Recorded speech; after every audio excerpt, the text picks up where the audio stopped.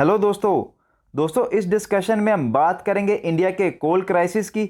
और ये समझने की कोशिश करेंगे कि इंडिया में जो कोल क्राइसिस बताया जा रहा है वो चाइना जितना सीवियर हो सकता है या ये ओनली हाइप किया जा रहा है मीडिया के द्वारा। दोस्तों कंक्लूजन बहुत ज़्यादा इंपॉर्टेंट होने वाला है, तो आप इस वीडियो को पूरा देखना बिना स्किप किए ताकि आपको हर चीज़ समझ आ जाए और आपको इधर उधर ना भटकना पड़े। दोस्तों अगर ये वीडियो आपको अच्छा लगे तो प्लीज़ लाइक कर देना, चैनल पर नए हो तो प्लीज़ सब्सक्राइब करना, शेयर करना, सपोर्ट करना।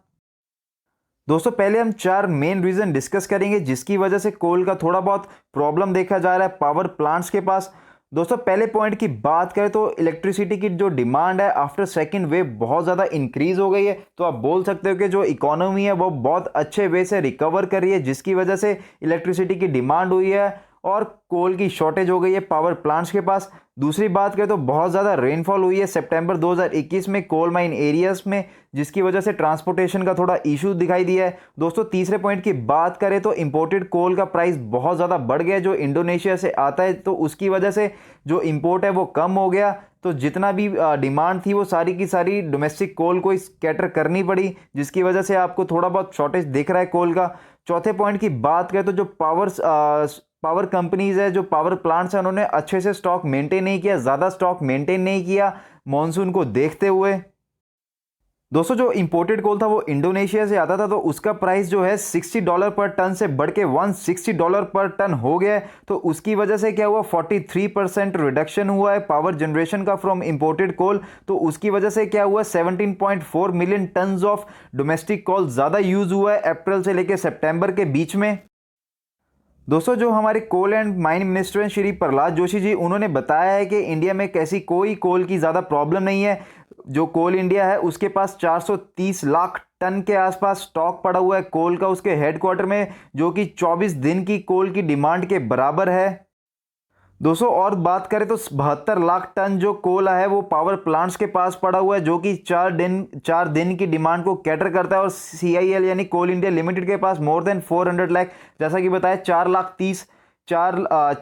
30 हजार टन के आसपास जो कोल है वो हेडक्वार्टर में पड़ा हुआ है कोल इंडिया के, और 72 लाख टन जो है वो पावर प्लांट्स के पास पड़ा हुआ है 4 दिन के। तो टोटल बोल सकते हो 28 दिन का कोयला अभी भी इंडिया में है जिसकी वजह से कोई अभी ज़्यादा शॉर्टेज नहीं है कोल की।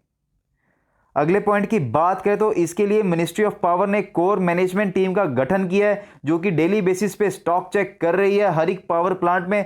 तो वो कोल इंडिया को उसी के बेसिस पे निर्देश देती है, देखो इस प्लांट में आप कोल पहुंचाइए। तो वो कोल इंडिया और रेलवे का आपस में उन्होंने तालमेल बिठाया है, तो रेलवे बहुत ज़्यादा हेल्प करेगी आने वाले दिनों में कोल की सप्लाई को लेके। दोस्तों आपने देखा था जब ये पीछे कोरोना क्राइसिस आए थे सेकंड वेव का, तो लोगों को जब ऑक्सीजन पहुंचानी थी तब भी रेलवे ने हेल्प किया था बहुत ज़्यादा। तो इसी वे में अभी कोयला पहुंचाने में भी रेलवे बहुत महत्वपूर्ण काम कर रही है।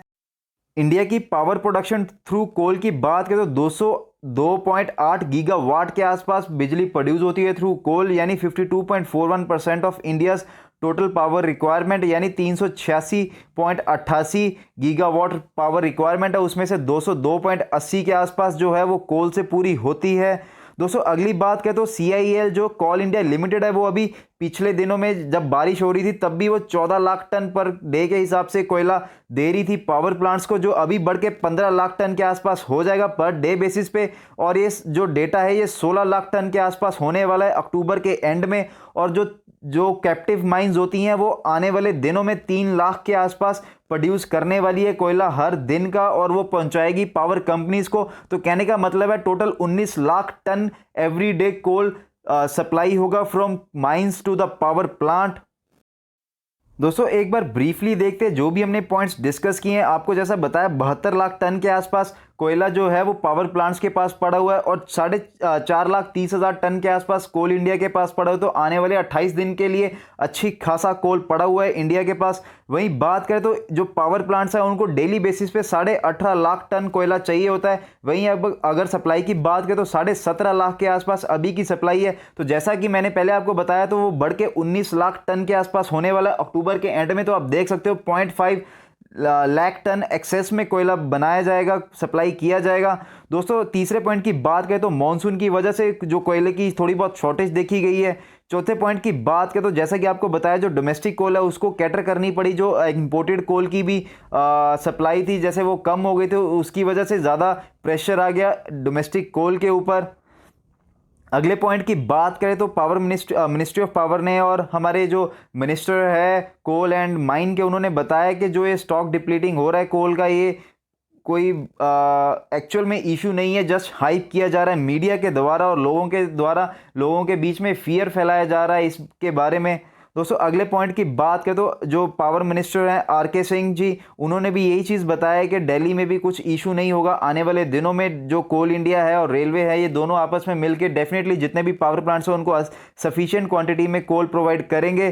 दोस्तों अगली बात करें तो जैसा कि मैंने आपको बताया, कोल इंडिया पहले 14 लाख टन के आसपास करता था रेनफॉल टाइम पे, अभी वो बढ़ के 15 लाख हो गया, तो आने वाले दिनों में 16 लाख हो जाएगा और 3 लाख कैप्टिव माइंस होगा, तो टोटल 19 लाख टन कोयले की सप्लाई होनी स्टार्ट हो जाएगी पावर प्लांट्स को, वेयर एज रिक्वायरमेंट जो है वो 18.5 लाख टन के आसपास ही रहेगी। दोस्तों इस चीज़ अगली बात करें तो आप देख सकते हैं कि जो कोल की डिमांड है वो बहुत ज़्यादा बढ़ने वाली है इस फाइनेंशियल ईयर में। तो सीधा सीधा मतलब है कोल की डिमांड बढ़ेगी तो मतलब इलेक्ट्रिसिटी की डिमांड ज़्यादा है, तो इसीलिए कोल की डिमांड बढ़ने वाली है। इलेक्ट्रिसिटी की डिमांड ज़्यादा है मतलब इंडस्ट्रीज ज़्यादा चलेंगी, ज़्यादा से ज़्यादा प्रोडक्शन होगी, ज़्यादा से ज़्यादा माल बिकेगा, ज़्यादा से ज़्यादा रेवेन्यू और ज़्यादा से ज़्यादा प्रॉफिट, तो मतलब इकोनॉमी आने वाले टाइम में बहुत अच्छे से ग्रो करने वाली है। आप इस चीज़ से ये अंडरस्टैंड कर सकते हैं। दोस्तों जैसा कि मैंने आपको बताया, जो इंपोर्टेड कोल है उसका प्रोडक्शन उसका जो इंपोर्ट है वो कम हो गया प्राइस बढ़ने से, तो क्या हुआ है कि 30% के आसपास उसका जो इंपोर्टेड कोल से पावर प्रोडक्शन होता था वो कम हुआ है, तो और जिसकी वजह से 24% जो प्रोडक्शन डोमेस्टिक कोल की वजह से इंक्रीज हो गया। तो आप देख सकते हैं थोड़ा 6% के आसपास डिफरेंस आ रहा है, वो आने वाले टाइम में जैसा कि आपको बताया सप्लाई बढ़ने वाली है, वो कैटर हो जाएगा। दोस्तों अगर पावर जनरेशन की बात करें तो जो इंपोर्टेड कोल के थ्रू पावर जनरेशन किया जाता था वो 45.7 बिलियन यूनिट्स किया जाता था, जो अभी कम हो गया 25.6 बिलियन यूनिट्स हो गए, तो बाकी का जो बचा हुआ है वो डोमेस्टिक कोल के थ्रू सप्लाई प्रोड्यूस किया जा रहा है। दोस्तों कंक्लूजन की बात करें तो जैसा कि हमने देखा कि आने वाले दिनों में कोल का जो प्रोडक्शन है वो बढ़ने वाला है, 19 लाख टन के आसपास पहुंचने वाला है। वहीं अगर रिक्वायरमेंट की बात करें तो 18.5 लाख टन के आसपास रहेगा। तो आने वाले दिनों में आप देखोगे कि कोल की इन्वेंट्री बिल्डअप होनी शुरू हो जाएगी पावर प्लांट्स के पास, और आने वाले टाइम में धीरे धीरे प्रॉब्लम सॉर्ट आउट होती हुई दिखेगी। दोस्तों इंडिया में चाइना जैसे क्राइसिस नहीं आएंगे, जैसा चाइना में बिल्कुल ब्लैकआउट हुआ है इंडिया में वैसा नहीं आएगा, जैसा कि आपको पावर मिनिस्टर ने भी बताया, और जो minister of coal and mines है उन्होंने भी बताया कि इंडिया के पास कोल इंडिया के पास 4,30,000 मेट्रिक टन के पास कोयला पड़ा हुआ है, जो कि 24 दिन की प्रोडक्शन के लिए काफ़ी है, और पावर प्लांट्स के पास 72 लाख टन के आसपास कोयला पड़ा हुआ है, जो कि 4 दिन के प्रोडक्शन के लिए काफ़ी है। तो दोस्तों आप इन चीज़ों से समझ सकते हैं कि कोल का क्राइसिस नहीं है, थोड़ी बहुत शॉर्टेज है, लेकिन आने वाले दिनों में वो कैटर हो जाएगी।